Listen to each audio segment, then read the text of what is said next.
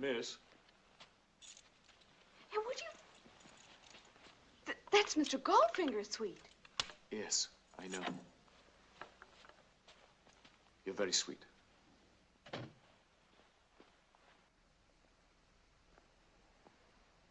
He just drew the king of clubs. That makes his count 59. He's got a diamond run, 8, 9, 10.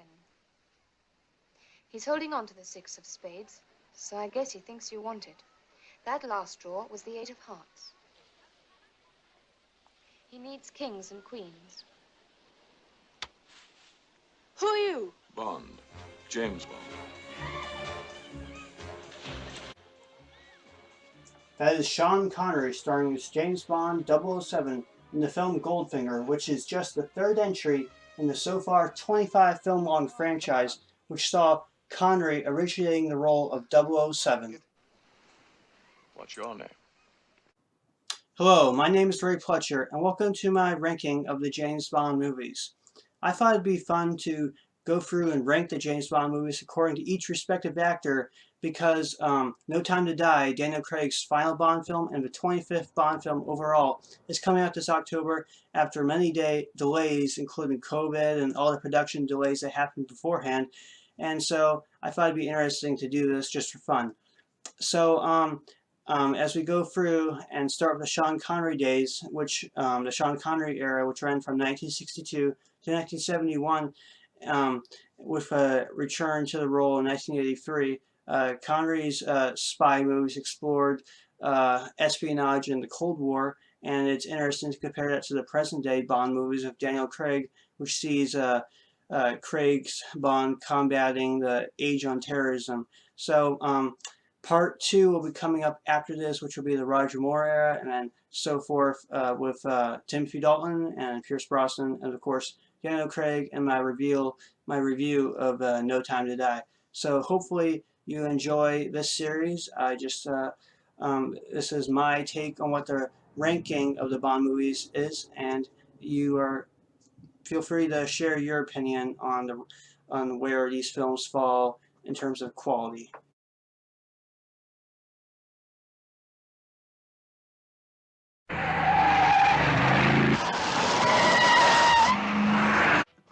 Easily the worst of Sean Connery's Bond films, Diamonds Are Forever, released in the early 70s following Connery's 4-year hiatus from the role after getting burned out on the role and his feud with Bond producer Cubby Broccoli during the making of You Only Live Twice.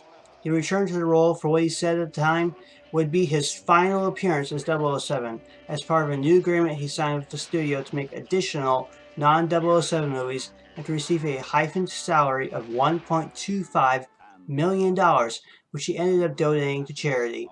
Even though he had only been gone from the role for 4 years, Sean Connery at 41 looked like he had easily aged 10 years during that time, sporting gray hair and a visibly aged appearance. Clearly there to collect a paycheck and conduct a business arrangement, Connery's performance in the film lacked the same level of energy that his earlier films benefited from, and the tone of Diamonds Are Forever was mired in campy tactics. Diamonds Are Forever saw Bond investigating a diamond smuggling ring, which evolved into a rematch of his arch-nemesis Blofeld from the previous Bond installments, who had been recast for what seemed the millionth time at that point. Diamonds Are Forever certainly has its moments, with a chase through the desert, and Connery's natural magnetism elevating the campy material somewhat, but at the end of the day, if anybody forgot this film existed, I wouldn't blame them. Wake him up. Are you finished? Where am I? You're in my cabin on an Inca. Leave him to me now, wait in there. And shut the door. I've got you now. Well, enjoy yourself. Who are you working for? This was the film where Connery announced to the press he would never play Bond again after his 5th appearance as 007, though as history tells us, he would go on to say the same thing twice more over the next 16 years before finally hanging it up for good and Never Say Never Again. You Only Live Twice opens with Bond faking his death in style in order to pull the wool over the evil organization Spectre's eyes, who Bond has had numerous run-ins with by this point in the franchise.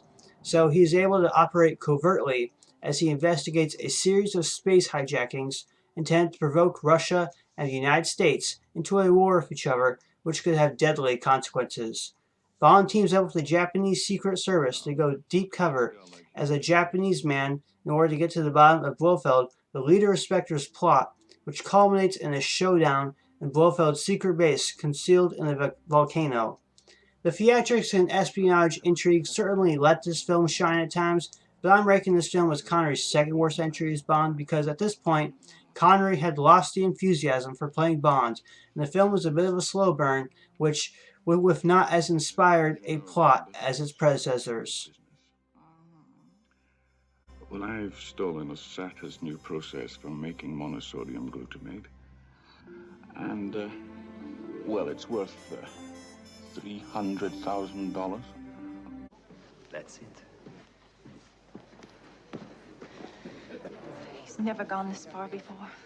He's certifiable. Though not an official Bond film, this film was produced by Warner Brothers following a legal battle between producer Kevin McClory and the Bond producers in the aftermath of the release of Thunderball, which eventually led to McClory being granted the legal rights to remake Thunderball separate from the original franchise. McClory recruited Sean Connery to return to the role of 007 for one last portrayal of the character, following a 12-year hiatus from the role. This came at the same time Roger Moore was well into his run as James Bond in the official franchise, and Connery's return to the role came as a way to donate to charity again, like he did with Diamonds Are Forever, and to say goodbye to the role for good. Connery, now 53 at this point, has aged more gracefully from the 12 years in between Diamonds Are Forever and Never Say Never Again than the 4 years between You Only Live Twice and Diamonds Are Forever.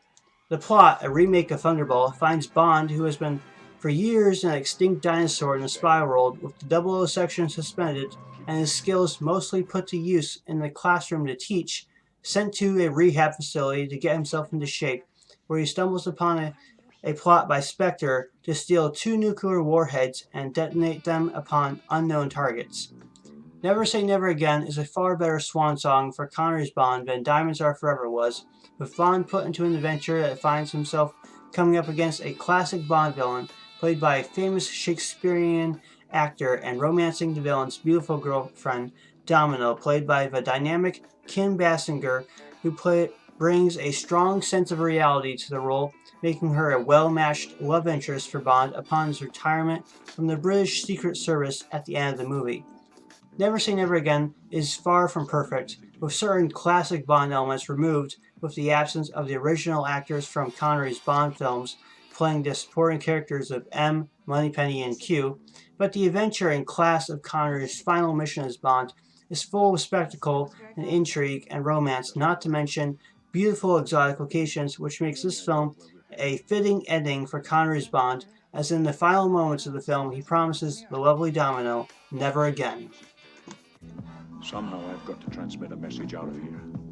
It could be risky, but I'm going to need your help. What do you want me to do? I'm going to kiss you. I want you to respond as if you liked it. I'm doing this for 2 very good reasons. One, because I'm hoping to provoke a reaction. And the other one? Because I always wanted to.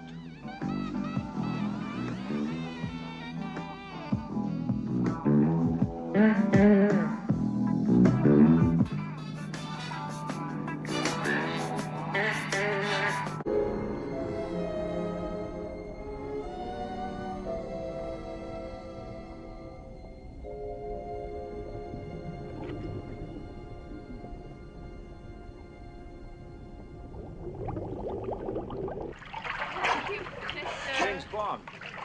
I arrived soon after you went down. I've been admiring your form. Have you now?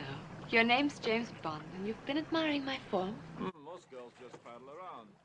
Basically the same plot as Never Say Never Again.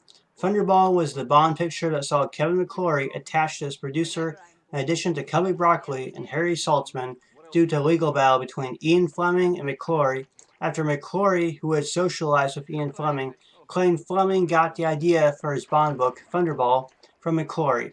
The legal battle culminated in Kevin McClory being granted the rights to produce the Thunderball movie, much to the dismay of the Bond producers. History would repeat itself with Never Say Never Again, but for now, that was the situation with the development of Thunderball. Famous for its underwater scenes, Thunderball is a true Bond spectacle that really propelled the series forward with its cinematic scope and ambition. The film opens aggressively, with Bond taking on an adversary disguised as a widow, followed by his escape on a jetpack, a scene which captured the imagination of millions upon the film's release in the mid-60s. Thunderball may have a toxic legal battle background behind the film, but the film itself showcases Connery's Bond with a high level of class and humor to its full cinematic potential. Full of twists and turns, Thunderball manages to shift the series into a higher gear in the action space, with this installment on a higher bar than its previous installments. The end of the film, which is heavy on the underwater action scenes, may be a bit too dragged out and overdone, but overall Thunderball is a stylish and charismatic addition to the Bond franchise.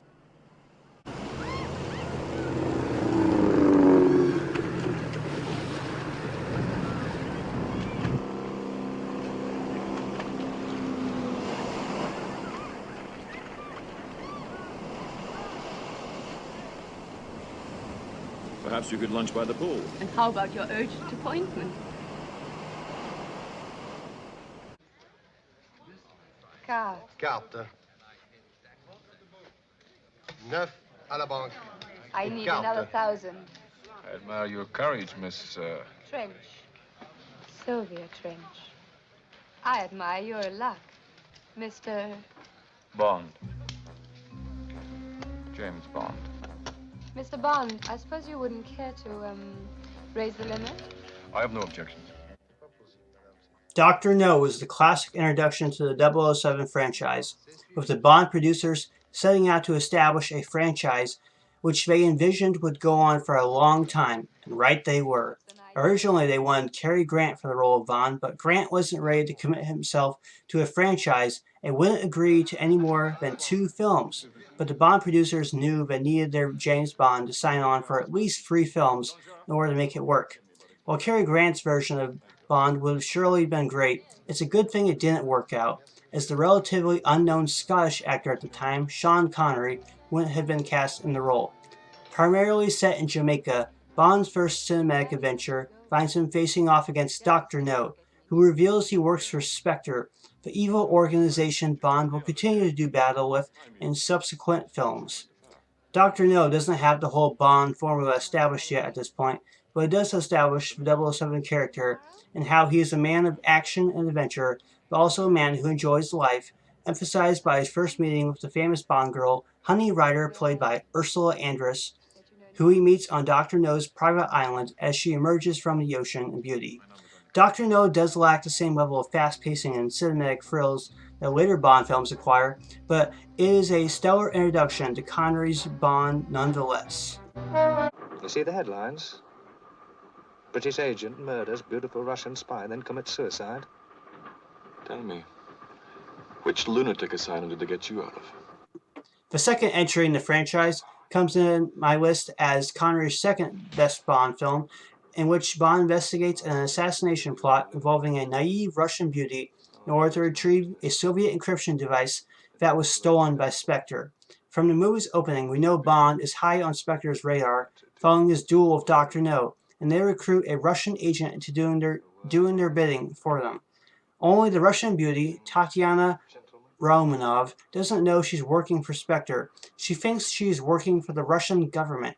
Bond romances her in order to get to the Soviet encryption device, and what follows is a mission full of intrigue and danger, culminating in Bond's close quarters encounter with a Russian muscle-bound powerhouse named Donald Red Grant on a moving train.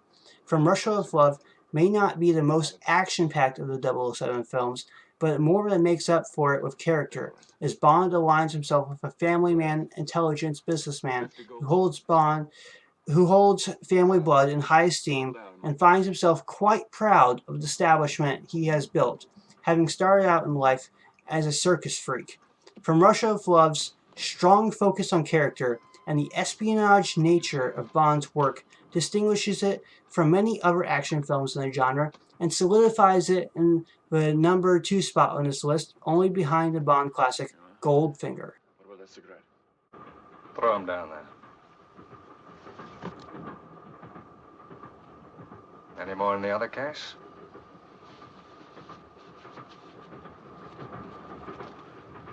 I should imagine so. It's a standard kit. I'll have a look. Put your hands back in your pockets.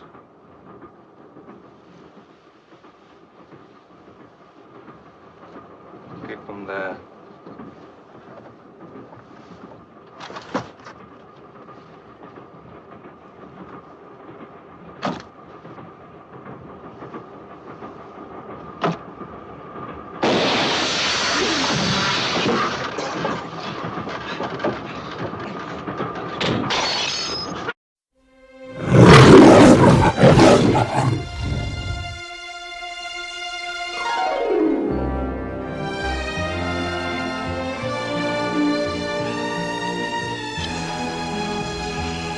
Now it's lost its chill. There's a reason why Goldfinger is ranked number 1 on my list of Connery's Bond films, and that is because it established the classic Bond formula for all of the Bond pictures that followed it. The film follows Bond as he investigates the gold magnate Goldfinger's smuggling operation, leading him to uncover Goldfinger's plot to contaminate the Fort Knox gold reserve. The first act of Goldfinger arms Bond with an emotionally powerful motivation following Goldfinger's assassination of his girlfriend in the form of asphyxiation by having her body painted entirely in gold. Many of the classic 007 hallmarks are established in Goldfinger, with Bond setting off on a mission of high stakes and uncovering a plot with epic scope and scale. Q makes his second appearance in the franchise here, and the famous rivalry between the troublemaker spy and his quartermaster is established phenomenally when Q shows Bond the ejector seat to his Aston Martin, to which Bond quips, "Ejector seat, you must be joking." To which Q promptly responds, "I never joke about my work, 007. Furthermore, the dynamic between the 007 character and his boss M, played by Bernard Lee, is continued to be established with their contentious boss-employee relationship, with M viewing Bond as a blunt instrument, a very good blunt instrument, and his top man, but a blunt instrument nonetheless. One of the most memorable Bond girls, Pussy Galore, is pitted against Bond as she works for Goldfinger as his personal pilot, who Bond over time seduces much to her initial resistance. The film's ending finds Bond in a high-octane race to stop a bomb from contaminating the Fort Knox gold supply, and is faced with the monumental obstacle of Goldfinger's henchman Oddjob, a hat-throwing killing machine who sets the template for future villainous Bond henchmen to come. The elevated theatrics of Goldfinger aside, the film emphasizes the nature of espionage work in a detective-esque mode, as Bond has to investigate and get to the bottom of things with methods other than action stunts. So with the establishment of the classic 007 formula, seeing Bond facing a larger-than-life villain and gadgetry, gimmicks, and a strong female villain turned ally, the level of spectacle audiences would come to see in a Bond film was heightened from the first 2 installments and has set the standard ever since, effectively making Goldfinger Connery's best work as the character. Forgive me, Mr. Bond, but I must arrange to separate my gold from the late Mr. Solo. As you said, he had a pressing engagement. Ah, very chic, Miss Galore. Don't you agree? Please entertain Mr. Bond for me, Pussy. I'll join you both later.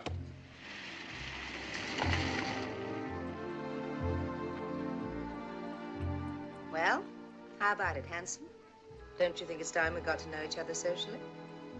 Well, the new Miss Galore. Where do you hide your gold knuckles in this outfit? Oh, I never carry weapons after business hours. Yeah? So you're off duty? I'm completely defenseless. So am I.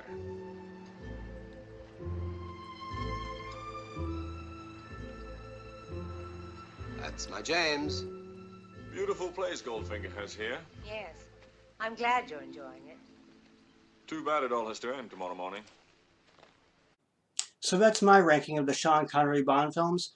I'm sure everybody has their own different opinion of where those films fall in terms of ranking, but no doubt the Connery Bond is the most important one, as he's the one who set the stage for all the Bonds that followed him. And next coming up will be my review of On Her Majesty's Secret Service, which saw George Lazenby in the role of Bond for his one and only movie. And after that, I will be doing James Bond movies ranked Part 2, the Roger Moore era, 1973 to 1985. So stay tuned and be sure to subscribe and like this video if you like this video and you want to see any more videos in the future. Thanks.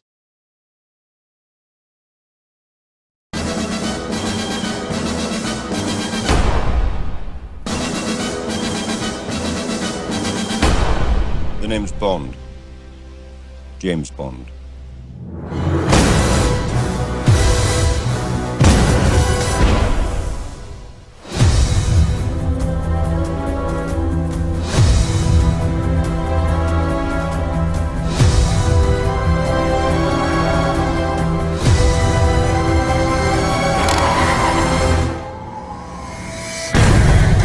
Tell me what you know of James Bond. He's a 00 and a wild one. Charming, sophisticated secret agent.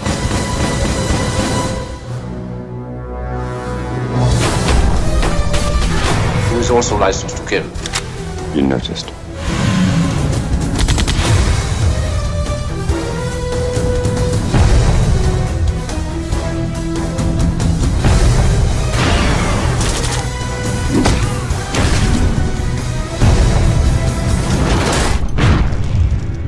How long have I got? 30 seconds. Well, that doesn't give us a lot of time, does it?